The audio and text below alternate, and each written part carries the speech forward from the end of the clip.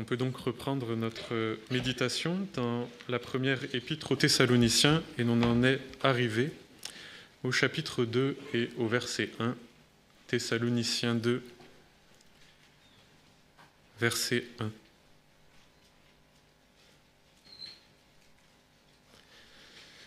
Vous le savez bien vous-même, frères, ce n'est pas en vain que nous sommes venus chez vous, mais après avoir souffert et avoir été outragés à Philippe, comme vous le savez, nous avons repris confiance en notre Dieu, ça dépend des traductions, nous avons repris courage en notre Dieu pour vous annoncer hardiment l'Évangile au milieu de grands combats. Car notre prédication ne procède ni de l'erreur, ni de motifs impurs, et elle n'a pas recours à la ruse.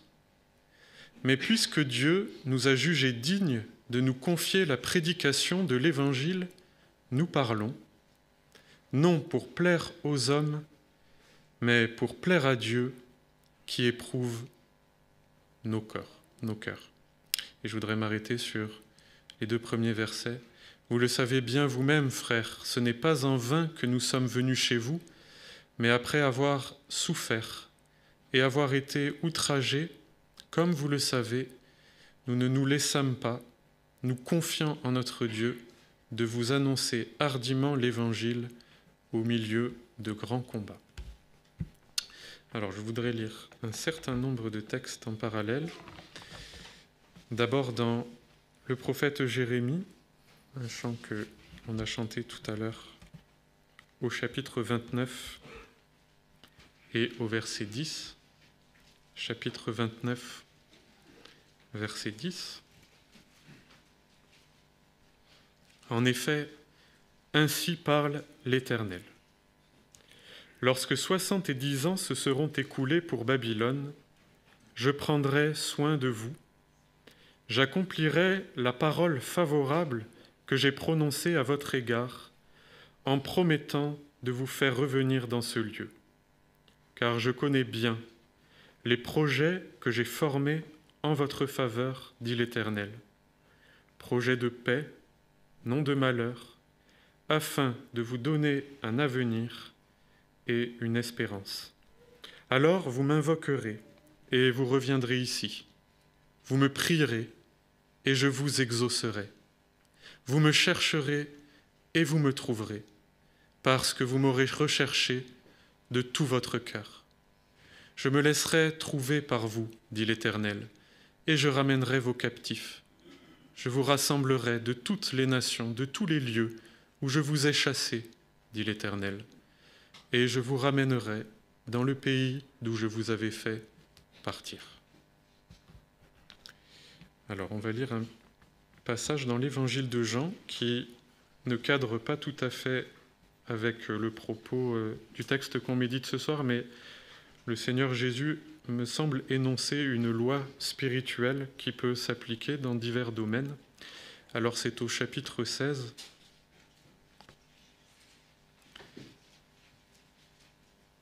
et au verset 20. Jean, chapitre 16, verset 20. En vérité, je vous le dis, vous pleurerez et vous vous lamenterez, et le monde se réjouira. Vous serez dans la tristesse, mais votre tristesse sera changée en joie. Quand une femme enfante, elle est dans la douleur parce que son heure est venue, mais quand l'enfant est né, elle ne se souvient plus de son angoisse dans la joie qu'elle a de ce qu'un homme est né dans le monde. De même, vous êtes maintenant dans la douleur, mais je vous reverrai, et votre cœur se réjouira, et personne ne vous ravira votre joie. Un passage dans la première épître à Timothée, très court,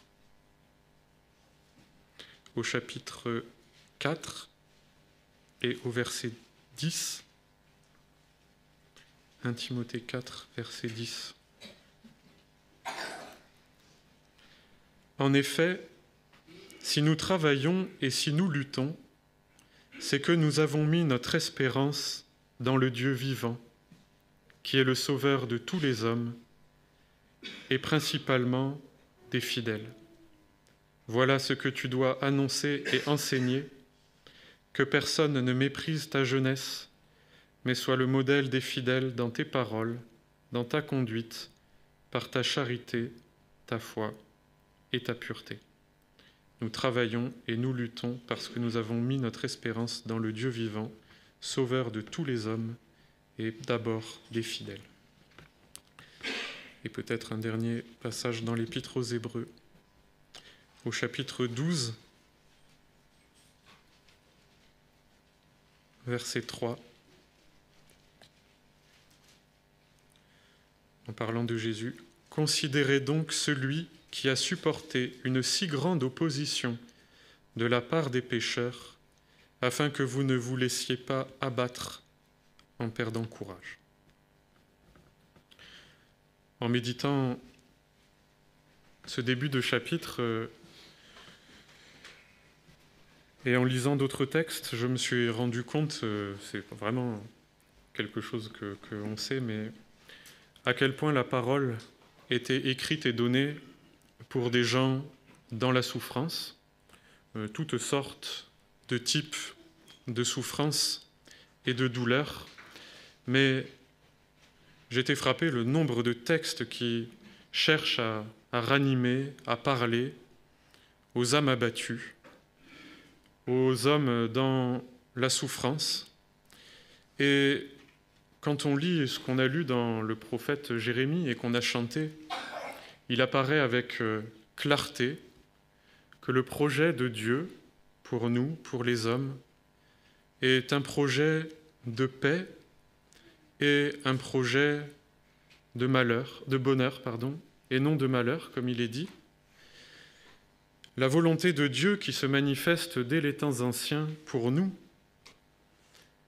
est de nous bénir, de nous faire connaître la bénédiction qui vient d'en haut.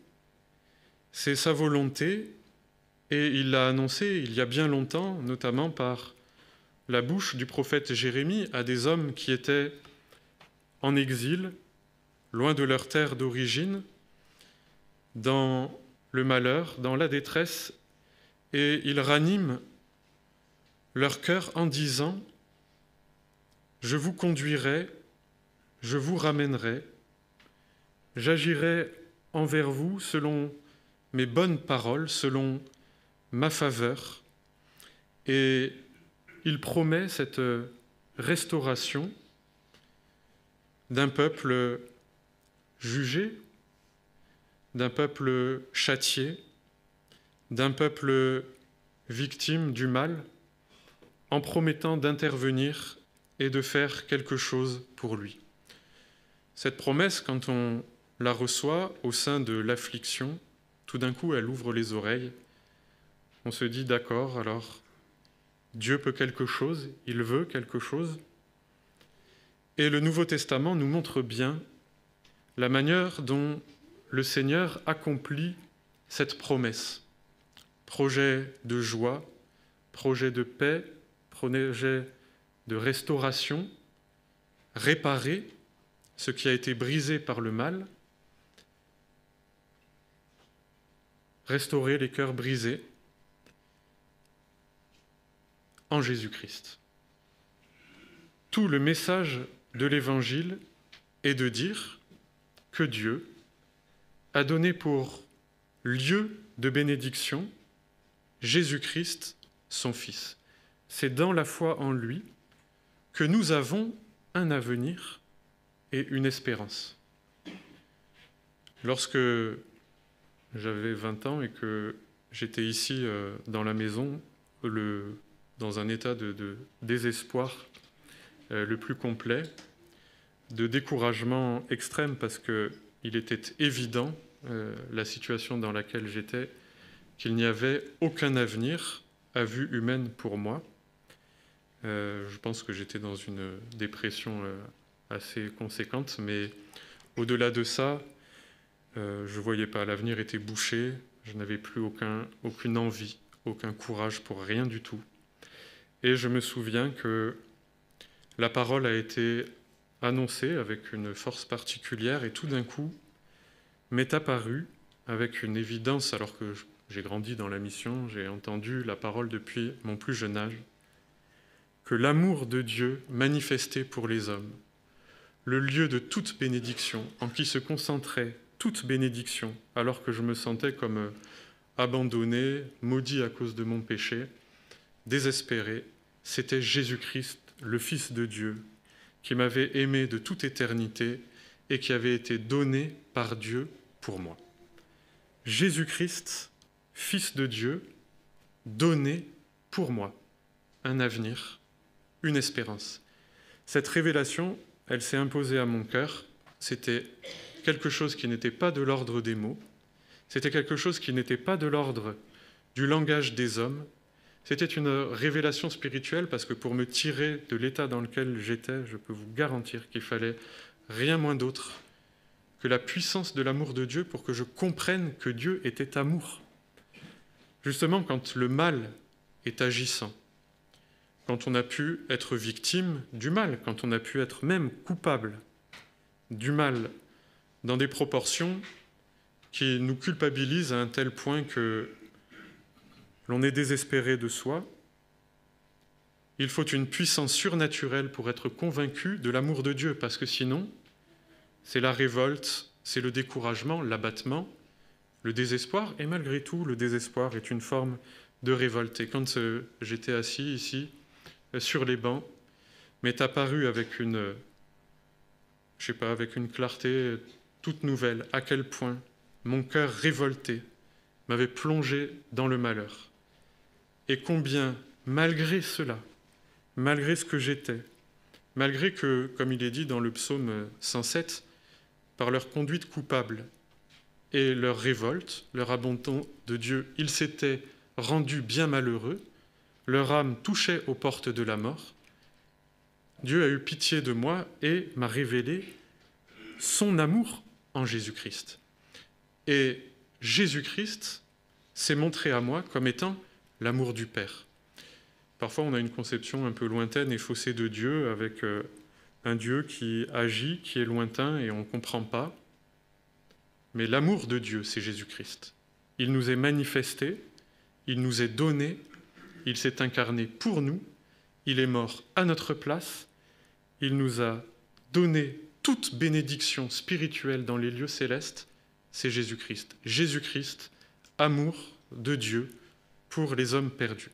Et cette vérité-là qui a bouleversé ma vie, qui a tout changé, qui m'a ouvert un avenir et une espérance, dans le sens où tout simplement, bien sûr, il m'a apporté une forme de restauration au niveau humain, puisque j'étais quand même assez limité dans mes possibilités d'avenir, parce que je crois qu'il y avait une seule chose pour laquelle j'étais un peu capable, c'était les études dans un domaine bien précis, et que ça ne donnait pas de métier, et que c'était une voie de garage. Donc de toute manière, au niveau humain, et puis vu mon découragement général, je ne voyais pas très bien qu'est-ce que pourrait être ma vie concrète, mais au-delà de ça, il m'a apporté une forme de restauration au niveau humain, mais aussi, et surtout, une espérance céleste, vivante, de l'amour de Dieu qui devait se manifester de manière grandissante jusque dans la vie éternelle, lieu de la rencontre et de la demeure pour toujours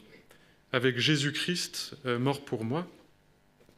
Le fait qu'il ait ouvert une espérance, qu'il ait ouvert un avenir, m'a quand même donné le désir de le faire connaître à d'autres qui pouvaient peut-être se situer dans le même désespoir et dans la même absence d'avenir et de perspective que moi. Et quand j'ai pris conscience de cela et que je pense que je me suis laissé appeler par le Seigneur, de grands combats sont nés dans mon cœur et dans ma vie, qui n'ont guère cessé depuis, pour tout dire. Parce que, comme le dit ici l'apôtre Paul, pour annoncer ce message, avenir, espérance, bénédiction en Jésus-Christ pour des hommes pécheurs et séparés de Dieu spirituellement, il y a de grands combats et une grande souffrance. C'est quelque chose que je savais parce que, comme j'ai grandi dans la mission, que j'ai vu dans ma famille les hommes de Dieu se donner à cette mission et à cette tâche d'apporter l'Évangile aux désespérés. J'ai vu qu'il y avait des combats et j'ai vu que c'était difficile et que dans la famille, il y avait souvent des conséquences et qu'on en payait des fois, souvent, les retours de bâton de multiples manières. Mais quand je me suis engagé moi-même et jusqu'à aujourd'hui, je suis bien obligé de reconnaître que annoncer l'Évangile avec conviction, avec hardiesse, demande un prix à payer. Et on voit que l'apôtre Paul, ici, le dit. Vous le savez, mes frères, ce n'est pas en vain que nous sommes venus vers vous. Nous avons prêché cet évangile, cette bonne nouvelle de Jésus-Christ, un avenir, une espérance en Jésus-Christ. Et cela a produit du fruit. Cela n'a pas été simplement une parole que vous avez entendue, comme si on vous proposait une idée supplémentaire sur le marché très fourni, des idées humaines, des philosophies. Non. Vous l'avez reçu, entendu, et cela a produit en vous cette chose hallucinante, phénoménale, de croire en Jésus-Christ pour votre avenir et votre espérance. Nous n'avons pas été vers vous en vain, nous avons été vers vous avec efficacité. Et je crois que n'importe quel chrétien ayant été au bénéfice vraiment de ce que signifie connaître Jésus-Christ ne peut qu'espérer que son témoignage, sa prédication, son message, son action, son œuvre ait une efficacité dans des cœurs qui ne connaissent pas, qui sont dans la mort, qui sont dans les ténèbres, qui ne connaissent pas Jésus-Christ. Et cette efficacité, elle vient après avoir souffert et après avoir été outragé. Cette vérité, cette réalité, c'est que la lumière est venue dans le monde, mais les ténèbres ne l'ont pas reçue. Dieu a envoyé son Fils, mais les hommes ne l'ont pas voulu. Ils l'ont haï sans cause. Pourquoi ? Parce que le mal qui habite en nous, parce que le mal qui agit à travers nous, est dévoilé, dénoncé, s'oppose à la manifestation de la libération en Jésus-Christ. De telle sorte que les ténèbres ne voulant pas être dévoilées par la lumière, le péché et le règne de Satan, le règne du diable, voulant être conservés sur les consciences, sur les cœurs, s'opposent de toutes ses forces, de toutes ses armes, de toute sa ruse, de toute sa méchanceté, à ce que la parole libératrice de l'Évangile soit annoncée aux âmes désespérées. Le diable agit, il s'oppose, il fait obstacle, et il s'en prend aux serviteurs de Dieu, ceux qui ont reçu Jésus-Christ, qui ont accepté l'appel de Dieu dans leur vie, il les fait souffrir pour les décourager. Cette vérité-là, quand on est vraiment dans le creuset de l'épreuve, est une réalité extrêmement dure à accepter, parce que souvent, on est aussi confronté, je dirais, à la réaction opposée des hommes, à leur ingratitude, à leur superficialité, à leur légèreté, au fait qu'ils préfèrent leur malheur, au final, que de se soumettre au joug d'un Seigneur doux et bon. Et cette réalité, cette vérité, finalement, nous, je dirais, amoindrit l'amour que l'on peut avoir pour les hommes et les âmes perdues. En grandissant dans la mission, j'ai quand même vu beaucoup d'ingratitude, je suis obligé de le reconnaître. Et cette ingratitude m'a été très difficile à supporter quand des gens aidaient beaucoup, se sont finalement retournés puisqu'ils avaient été contrariés pour une raison ou pour une autre, avec beaucoup de violence, beaucoup de calomnie, beaucoup de méchanceté. Et quand j'étais adolescent, honnêtement, franchement, de voir je dirais, mes parents, ma famille, etc., des gens que j'admirais, se donner autant de mal des fois pour des gens que je finissais par estimer qu'ils ne méritaient pas qu'on en fasse autant pour eux, cela amoindrit l'amour. Cela décourage, cela conduit dans une forme de silence et d'incrédulité aussi par rapport à la puissance efficace de Dieu, de sauver des âmes, d'intervenir encore, de manifester la puissance de sa grâce. Et parmi les combats, il y avait ces calomnies, ces outrages de gens contrariés qui s'étaient éloignés. Et je me suis posé un peu la question de ce que signifiaient les outrages dont parlait ici l'apôtre Paul. Les outrages que d'ailleurs le Seigneur nous invite à accepter. Si on vous frappe sur la joue gauche, tendez la joue droite. Il s'est laissé lui-même arracher la barbe et cracher au visage. Je pense que c'est une attitude juste et bonne que le Seigneur nous demande quand nous sommes dans la souffrance et outragés pour le nom de Christ et que, prenant nos responsabilités, annonçant l'Évangile avec conviction, nous sommes en but à l'hostilité des hommes. Mais l'outrage est quelque chose d'autre parce que c'est une parole de calomnie qui va atteindre jusqu'au fond de l'âme et ruiner la confiance des serviteurs de Dieu dans le message qu'ils portent, dans, leur propre légitimité, leur propre appel. L'outrage, les médisances, les calomnies sur ceux qui prêchent, ceux qui parlent, ceux qui servent le Seigneur, sont là pour discréditer leur message. Et c'est ce que Paul a subi à Philippe avec ses compagnons, être discrédité dans son message, jusqu'à dire qu'ils ont dû annoncer l'Évangile au milieu de grands combats. Ces grands combats, ils impliquent que le serviteur de Dieu ne peut pas se complaire en lui-même.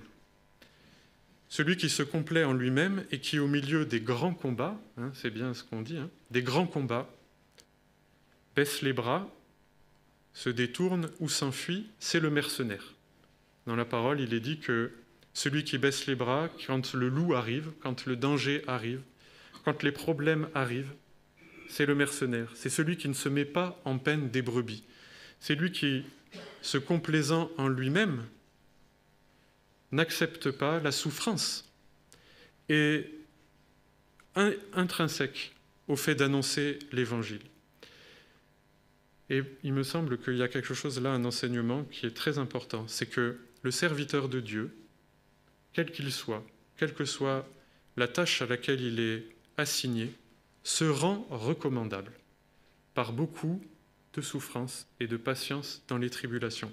Et c'est ce que dit l'apôtre Paul dans la deuxième épître aux Corinthiens. Je voudrais juste lire le texte avec vous parce qu'il me semble important de ne pas se complaire en soi-même et de se rendre recommandable.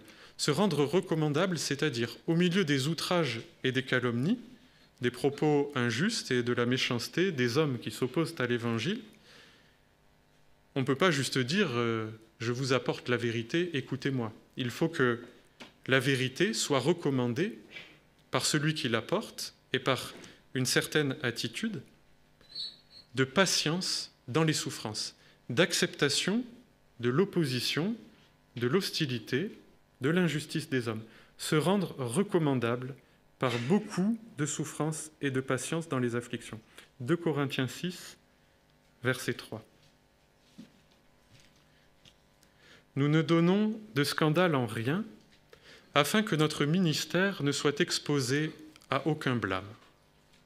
Mais nous nous rendons recommandables en toutes choses, comme des ministres de Dieu par une grande patience dans les afflictions, dans les détresses, dans les angoisses, sous les coups, dans les prisons, dans les séditions, dans les travaux, dans les veilles, dans les jeûnes, par la pureté, par la connaissance, par la longanimité, par la douceur, par l'Esprit Saint et par une charité sincère, par la parole de vérité, par la puissance de Dieu avec les armes de la justice que l'on tient dans la main droite et dans la main gauche, à travers l'honneur et la honte, à travers la mauvaise et la bonne réputation, étant regardés comme séducteurs ou imposteur, et pourtant véridique.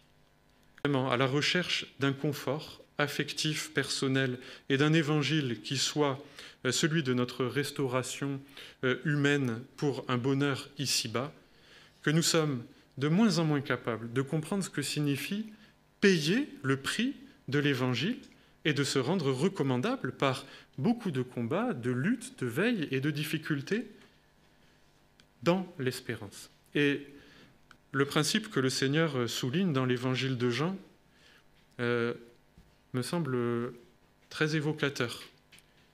Quand la femme doit accoucher, elle angoisse, les souffrances viennent, et elle est dans la douleur. Et Jésus dit, vous êtes aujourd'hui, actuellement, dans cette situation. Vous êtes dans la douleur. Mais, lorsque la femme enfante, elle oublie les angoisses parce que la venue d'un homme dans le monde la comble de joie. Je crois que cette vérité est une vérité spirituelle, une loi. Nous sommes aujourd'hui dans la douleur, nous travaillons et nous peinons pour annoncer l'Évangile, mais cela est dans l'espérance. Nous travaillons et nous luttons parce que nous avons mis notre espérance dans le Dieu qui est le Dieu, sauveur de tous les hommes et des croyants en particulier. Au milieu de l'opposition, des outrages et de la souffrance, des grands combats, le Seigneur nous montre que ces choses sont normales, nécessaires. Il les permet, il les veut pour que nous prenions et reprenions courage en lui. Qu'est-ce qui va faire l'efficacité d'une prédication? Est-ce que c'est le fait d'avoir de l'assurance en soi-même, d'être l'assurance d'être du bon côté, d'annoncer la bonne parole aux hommes, etc., comme le font souvent les gens très convaincus en eux-mêmes? Non, c'est de reprendre courage, malgré tout, dans un acte de foi, dans la bonté de Dieu, qui nous avertit que les souffrances sont au rendez-vous, mais après le travail de votre amour, après les souffrances et la peine, vient la récompense, vient l'enfantement, vient la vie. Nous luttons et nous travaillons parce que nous avons espoir, nous avons confiance dans ce Dieu-là qui est le Dieu sauveur de tous les hommes, et en particulier des croyants.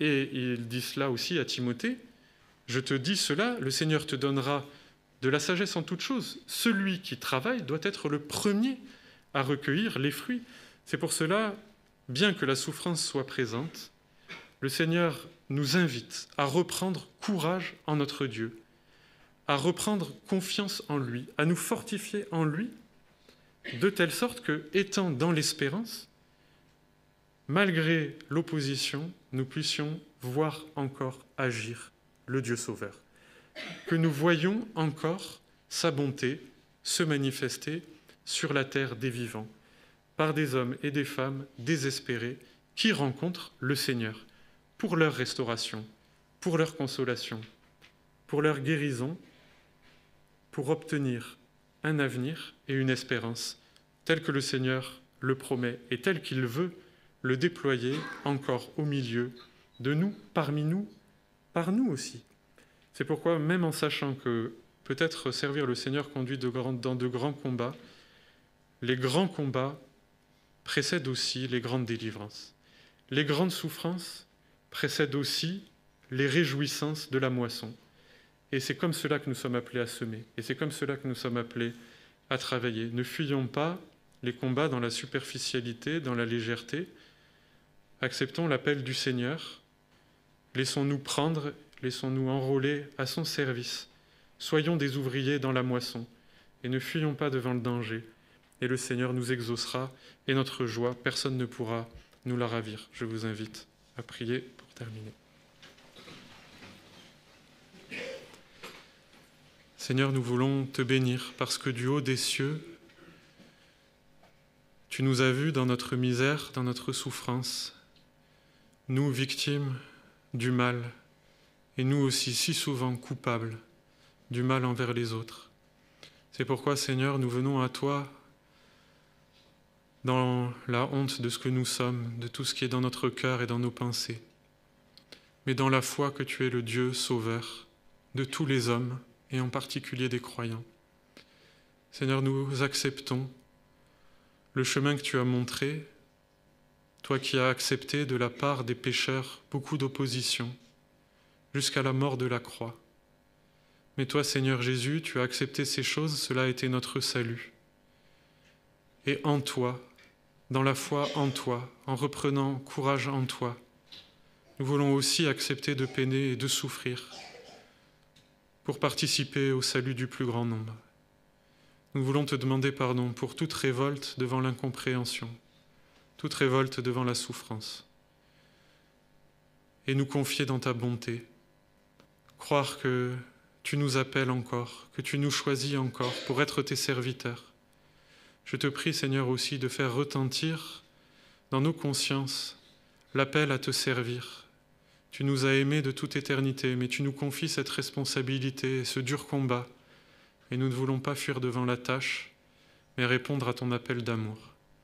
Nous te bénissons parce que tu ne fais pas de reproches, mais tu appelles avec empressement, et nous te répondons, Seigneur, nous voici, envoie-nous, fortifie-nous dans ta grâce toute puissante.